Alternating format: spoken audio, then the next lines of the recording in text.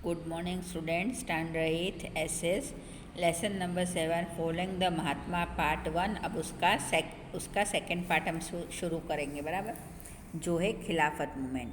After attaining victory in the world war first, the allied nation sign a treaty with Turkey which was defeated. The term and condition of this treaty was strict and unjust to Turkey. The Sultan of Turkey was the religious head of Islam too, बराबर। As per the treaty, his खिलाफत post of Khalifa was to be terminated। यानी जब ये world war first में जीत हुई, बराबर, तो उन्होंने क्या करा, टर्की के साथ एक समझौता साइन करा, जिसमें उन्होंने क्या करा कि जो उनके वहाँ के सुल्तान थे, खलीफा थे, उन्हें टर्मिनेट कर दिया था। पर वहाँ के जो खलीफा थे वो मुस्लिमों के धर्म गुरु भी थे, बराबर। तो Muslim all over the world including India launch protection in favour of the खलीफा। तो पूरी दुनिया में जितने मुस्लिम थे वो, और भारत में जितने मुस्लिम रहने वाले थे वो, उन सब ने जो है खलीफा का साथ दिया। यानी खलीफा के साथ उन्होंने साथ देकर ब्रिटिशरों के खिलाफ जो है वो आवाज़ उठाई। This movement in India was known as the Khilafat movement. इस मूवमेंट को जो है भारत में खिलाफत मूवमेंट बोला गया। The main leader of the Khilafat movement were the Ali brothers. हमारे भारत में जो इसके मेन लीडर थे वो कौन थे? Ali brothers, Maulana Shaukat Ali and Maulana Mohammad Ali. Gandhi ji decide to support the Khilafat movement and in turn join the Muslim in protect against the Jallianwala Bagh message. This intention was the demand Swaraj with the combined power of the Hindu and Muslim committee. तो गांधी जी बापू ने जो है वो खिलाफत movement को support दिया, और उनकी इच्छा यही थी कि हिंदू और मुस्लिम कमेटी जो है वो साथ में स्वराज के लिए लड़े। उसके बाद है नॉन कोऑपरेशन मूवमेंट 1920 से 1922, बराबर। नॉन कोऑपरेशन मूवमेंट में क्या था भाई कि ये गांधी बापू ने अपनी हिंद स्वराज जो बुक लिखी थी, बराबर, जो बहुत ज़्यादा फेमस हुई थी। 1909 में गांधी बापू ने एक बुक लिखी थी जिसका नाम हिंद स्वराज था, और वो बहुत ज़्यादा फेमस हुई थी। उसमें गांधी बापू ने ये बात बोली थी कि यदि हमने ब्रिटिशरों को साथ ना दिया होता तो वो आज हम पर रूल नहीं कर रहे होते, बराबर।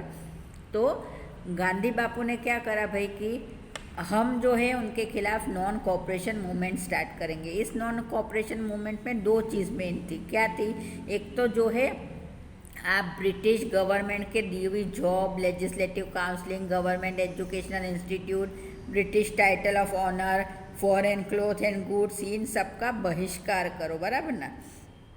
और दूसरा क्या करा था, गांधी बापू को जो केसर हिंद टाइटल मिला था वो भी उन्होंने ये कॉर्पोरेशन के नॉन कॉर्पोरेशन के चलते हुए वो भी उन्होंने लौटा दिया था, बराबर ना। तो इस नॉन कॉपरेशन से बहुत सारे लोग जो है वो प्रभावित हुए थे, और बहुत सारे बच्चों ने जो है स्कूल और कॉलेज सब छोड़ दिए थे, बराबर। मोतीलाल नेहरू, राजगोपालाचार, फिर अशरफ अली, इन सब ने जो है वो अपनी एडवोकेसी भी छोड़ दी थी, बराबर ना। तो और उस टाइम जो है मोस्टली सब क्या करते थे भाई कि सब ने जो है चरखा अपने घर में बसा लिया था, और वो उसी पर जो है अपने क्लोथ बनाते थे। और बहुत सारे नेशनल एजुकेशन, नेशनल इंस्टीट्यूशन जो है वो हमारे देश में बने, जैसे काशी विद्यापीठ, बिहार विद्यापीठ, जामिया मिलिया इस्लामिया, गुजरात विद्यापीठ, बराबर ना। गांधी जी, महात्मा गांधी वॉज अगेंस्ट, महात्मा गांधी जो थे वो हिंसा के खिलाफ थे। पर चौरा चौरी जो एक गांव था उत्तर प्रदेश में, वहाँ के किसान जो है वो ऑलरेडी ब्रिटिश पुलिस के खिलाफ बहुत ज़्यादा गुस्से में भरे हुए थे। तो उन्होंने क्या करा भाई कि 1922 में पुलिस ने जो है फालतू फायरिंग करी, तो उसके विरोध में जो है वहाँ के किसानों ने पुलिस स्टेशन जला दिए थे, और जहाँ पर जो है 22 पुलिसकर्मी जो थे वो जिंदा जले थे, बराबर। और इसकी वजह से जो है इस इंसिडेंट की वजह से जो है गांधी बापू ने तुरंत अपना नॉन कोऑपरेटिव मूवमेंट जो है वो वापस खींच लिया था, बराबर ना। और इसके बाद जो है गांधी बापू ने किस पर ध्यान दिया कि भाई वो भारत के अंदर गाँव में जाए और उनकी प्रॉब्लम क्या है और किस तरह से वो जो है ब्रिटिश गवर्नमेंट तक पहुंचाए। फिर जो हमारे भारत में जितनी भी कुप्रथाएं थी, बराबर, उन्होंने क्या करा गांधी बापू ने कि भाई आप जो है ये अपने अछूत छुआछूत की भावना जो है उसे हटा दो, बराबर, हम सब एक है ये भावना रखो, ऐसा सब जो है गांधी बापू ने सब दूर फैलाया था, बराबर ना। फिर उस टाइम दूसरी दो मेजर बात क्या हुई थी कि दो मेजर डेवलपमेंट हुए थे, बराबर ना उस टाइम में। एक तो इंडियन कम्युनिस्ट पार्टी बनी और दूसरी आरएसएस बनी थी, बराबर ना। आरएसएस यानी राष्ट्रीय स्वयं सेवक संघ है ना, वो बनी थी। तो ये चीज़ जो है हमें नॉन कोऑपरेटिव मूवमेंट में पढ़ना है। In his famous book Hind Swaraj 1909, Gandhiji said that the British rule could be established in India due to the cooperation of Indians, and it ran with their support only.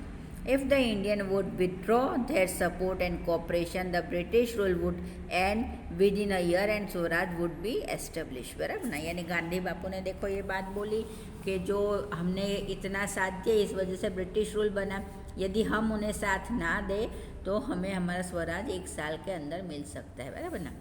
Gandhi ji start the non cooperation movement on the same line of thought, और गांधी जी ने non cooperation movement इसी line पर सोचते हुए चलाया, बराबर ना। The 2 main feature of the non cooperation movement were, जो उसके 2 मेन फीचर थे वो कौन से थे। First was the complete boycott of government job, legislative counselling, government educational institution, British title of honour, foreign cloth and goods. The creative aspect include the eradication of the untouchability, communist and consumption of alcohol, बराबर ना। यानी छुआछूत की भावना भी हटा दो और ये जो आप अल्कोहल है उसे भी बाइकआउट करो, बराबर ना। He advocate the propagation of swadeshi goods, khadi and national education alongside. Gandhi ji start the non cooperation movement by running the title of Kaiser Hind. Gandhi ji ने नॉन कोऑपरेशन मूवमेंट की शुरुआत करी वो अपना केसर हिंद टाइटल लौटाने के साथ, बराबर ना। The movement pick up the momentum in 1921 to 22. Students left the school and college. Many leaders like Motilal Nehru, Sri Rajgopalacharya, Ashraf Ali left their advocacy. Most of the elected members of legislative council and local self-government institution resigned from their post, बराबर। तो इस non cooperation movement का इतना ज़्यादा प्रभाव पड़ा लोगों पर कि जो बच्चे थे उन्होंने ब्रिटिशरों के द्वारा स्थापित स्कूल और कॉलेजों में जाना छोड़ दिया। मोतीलाल नेहरू, श्री राजगोपालाचार्य और अशरफ अली जो थे उन्होंने अपनी एडवोकेसी छोड़ दी। और मोस्ट जो लोग थे जो इलेक्टेड मेंबर थे लेजिस्लेटिव काउंसलिंग में, उन्होंने सेल्फ गवर्नमेंट इंस्टीट्यूशन में जो भी थे उन्होंने रिज़ाइन दे दी अपनी पोस्ट से, बराबर। The foreign clothes were burn across the nation, पूरे देश में जो है वो विदेशी कपड़े जलाए जा रहे थे। द चरखा start taking its place in every home, बराबर। इसकी जगह जो है चरखा चालू हो गया था, बराबर ना। स्वदेशी वॉज प्रमोट एवरीवेयर, सब दूर जो है वो स्वदेशी ही प्रमोट हो रहा था। Many national educational institution like Kashi Vidyapith, Bihar Vidyapith, Jamia Millia Islamia, Gujarat Vidyapith etcetera were establish. और बहुत सारे नेशनल एजुकेशनल इंस्टीट्यूशन थे जो जैसे कि काशी विद्यापीठ, बिहार विद्यापीठ, गुजरात विद्यापीठ, जामिया मिलिया इस्लामिया, इन सब की स्थापना हुई थी, बराबर ना। अब देखो ये वो चोरा चोरी साइड ऑफ द ट्रेजेडी की फ़ोटो दी है, बराबर। मैंने आपको जो समझाया था वो है ना। और इस वजह से जो है ये जो चोरा चोरी साइड ऑफ ट्रेजेडी हुई उसकी वजह से जो है after calling of the non cooperation movement, non cooperation movement जो है गांधी जी ने जब वापस खींच लिया उसके बाद, बराबर ना, Gandhi ji focus on constructive activities in the remote rural area. The social reform propagated in the middle of the 20th century helped Gandhiji to earn more trust and faith of people. Gandhiji ideas start uniting the people from different walk of life. बराबर. Other two major development of this period are establishment of Indian Community Party and RSS. बराबर ना.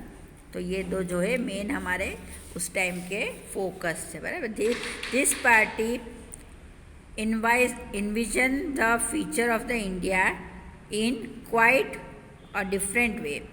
Know about the social, political, economic view with the help of your teacher. यदि आपको इन पार्टियों के बारे में ज़्यादा जानना है तो आप अपने टीचर के साथ कंसल्ट करो. बराबर.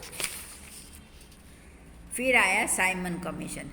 ये कब आया? 1927 में. साइमन कमीशन यानी क्या था? देखो उस टाइम जो है ब्रिटिशरों ने जो है अपने ब्रिटेन से एक सर साइमन को भारत भेजा था और उनको बोला था कि जितनी भी एक्टिविटीज़ हो रही है, बराबर, जो हमने जितनी भी एक्टिविटीज़ हो रही है आप उसका सारा हमको लेखा जोखा दो. बराबर ना. पर इस कमेटी में जो ये कमेटी बनी थी, बराबर, उस कमेटी में कोई भी भारतीय नहीं था. उस कमेटी में सारे विदेशी लोग ही थे. तो इस वजह से जो है इसका बहिष्कार हुआ और सबने जो है ब्लैक फ्लैग के साथ स्लोगन दिया, साइमन गो बैक. बराबर ना. The British government sent Simon Commission under the chairmanship of Sir Simon to investigate the program of the government scheme introduced under the Government of India Act 1990 and suggest new step for reform. बराबर ना. तो sir Simon को जो है वो British government ने भेजा कि हमने जो अपनी ये स्कीम चलाई है उसकी सारी डिटेल हमें दो. बराबर ना. This commission had to decide the political future of our country and still did not have a single representative from India. बराबर. ये कमीशन जो था वो इंडियन पॉलिटिकल फ्यूचर जो था वो डिसाइड करने वाला था, पर इसमें कोई भी भारतीय नहीं था. This made the people furious and insult. बराबर. तो इस वजह से जो है भारतीय पीपल में गुस्से की भावना और इंसल्ट की भावना है. बराबर. All the political parties decide to boycott the Simon Commission. सारी पॉलिटिकल पार्टी ने जो है डिसीजन लिया कि वो साइमन कमीशन को बाइकआउट करेगी. When the member of the commission reach India they were welcome the black flag and slogan Simon go back as a mark of protects. बराबर ना. तो जैसे ही उन्होंने साइमन के आगमन के लिए जो है उन्होंने क्या करा कि ब्लैक फ्लैग ले लिया अपने हाथ में और स्लोगन लिखा, साइमन गो बैक, यानी साइमन जो आप है वापस चले जाओ. अब इसके बाद आता है बारडोली सत्याग्रह जो हुआ 1928 में.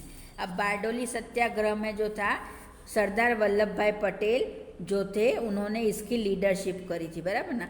अब इसमें क्या था भाई कि ब्रिटिश गवर्नमेंट ने जो है वो रेवेन्यू बढ़ा दिया था, तो इसके अगेंस्ट में जो है वहाँ के फार्मर्स ने सबने सत्याग्रह करा था और इसकी लीडरशिप करी थी सरदार वल्लभ भाई पटेल ने और उनका साथ दिया था रविशंकर महाराज एंड जोइताराम दवे ने. बराबर ना.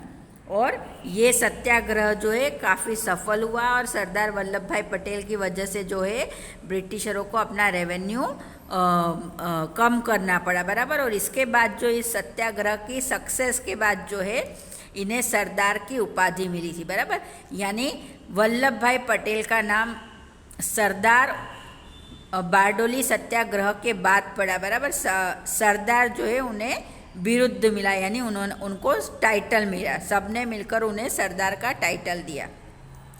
सरदार Patel played a significant role in the negotiation during 1945-47 for the freedom of India. बराबर. तो सरदार पटेल ने जो है एक बहुत अच्छा रोल 1945 से 47 के बीच में भी प्ले करा है. बराबर ना.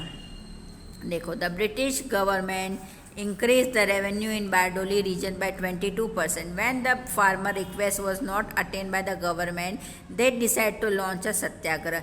जब फार्मरों ने उनकी रिक्वेस्ट जो है गवर्नमेंट ने नहीं सुनी तो उन्होंने क्या करा, सत्याग्रह की शुरुआत करो। Sardar Vallabh Bhai Patel accepted the leadership of the satyagraha, बराबर। सरदार वल्लभ भाई पटेल जो थे इस सत्याग्रह के लीडर थे, बराबर ना।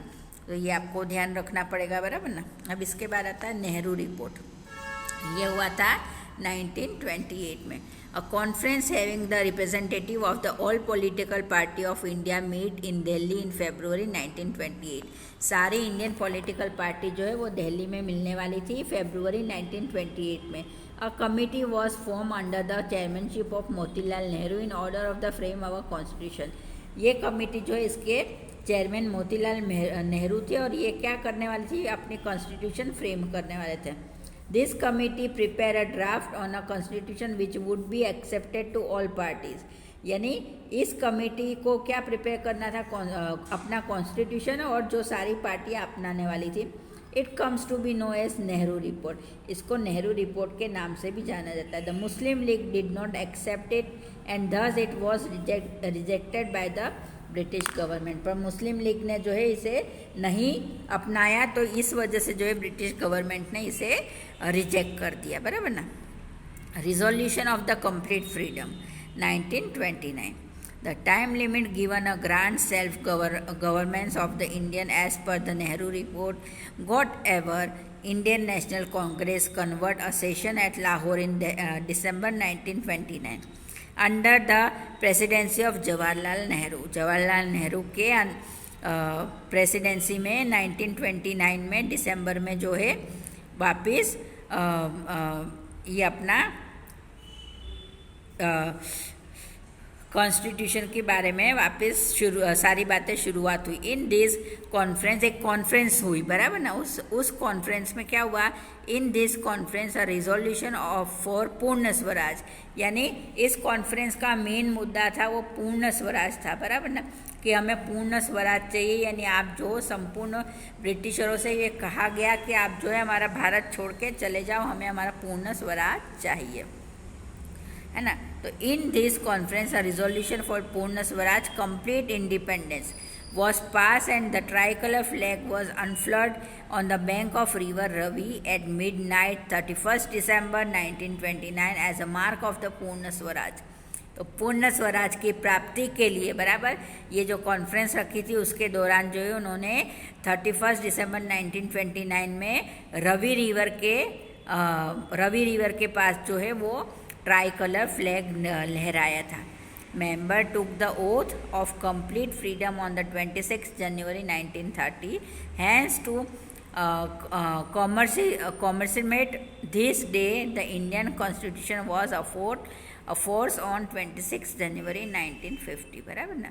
तो ये जो है इसी के साथ हमारा ये लेसन पूरा होता है, बराबर ना। आपको इसमें क्या मेन चीज़ ध्यान रखनी पड़ेगी, एक तो हमको ये बारडोली सत्याग्रह, बराबर ना, क्योंकि बारडोली सत्याग्रह के बाद ही जो है वल्लभ भाई पटेल को सरदार का टाइटल मिला। और ये कब हुआ, तो ये 1928 में हुआ, बराबर। और ये क्यों हुआ था भाई, कि गवर्नमेंट ने जो ब्रिटिश गवर्नमेंट ने बारडोली रीजन पे कितने % टैक्स बढ़ा दिया था, तो 22%, बराबर ना। फिर दूसरा है साइमन कमीशन। साइमन कमीशन कब हुआ था, 1927 में, बराबर। और ये क्यों हुआ था भाई, कि जो कमीशन बना था, जो कमेटी बनी थी, इसमें एक भी हमारे इंडियन पॉलिटिकल पार्टी के लीडर्स नहीं थे, बराबर। यानी सारे विदेशी लीडर्स ही थे, तो सबने मिलकर जो है इसका बहिष्कार करा था, बराबर। और साइमन गो बैक का नारा लगाया था। फिर आता है नॉन कोऑपरेशन मूवमेंट, बराबर। यानी नॉन कोऑपरेशन मूवमेंट कब चला था, तो 1920 से 1922 के बीच में, बराबर ना। और ये पूरे भारत में बहुत ज़्यादा फेमस हुआ था। और इसके चलते हुए जो है हमारे भारत में स्वदेशी अपनाओ और विदेशी जलाओ वाले नारे चले थे, बराबर ना। तो ये जो है हमारा lesson 7 the following of Mahatma part 1 जो है हमारा यहाँ कंप्लीट हुआ, बराबर ना। तो इस लेसन में इतना ही, और इसके बाद के लेसन में हम महात्मा गांधी के बारे में पार्ट 2 में पढ़ेंगे, बराबर। तो ये हमारा लेसन यहाँ पर हुआ पूरा।